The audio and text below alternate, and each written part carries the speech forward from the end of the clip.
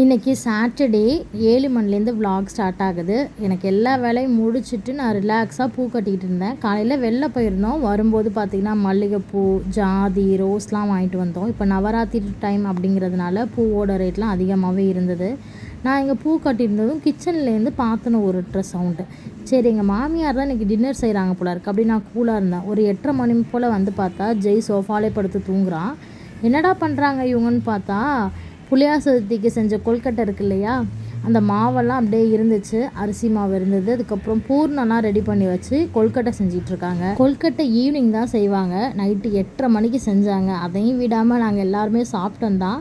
நாளையோட breakfast பூண்டு கஞ்சி வைக்கலாம். நான் பூண்டு உரித்தேன். நைட்டு டின்னருக்கு பொடி தோசை வச்சு சாப்பிட்டுட்டு ரொம்ப நாள் ஆகிடுச்சுன்னு இன்றைக்கி மூவி டைம் ஆக்கிட்டோம். நெட்ஃப்ளிக்ஸில் கோட்டு வந்திருந்தது.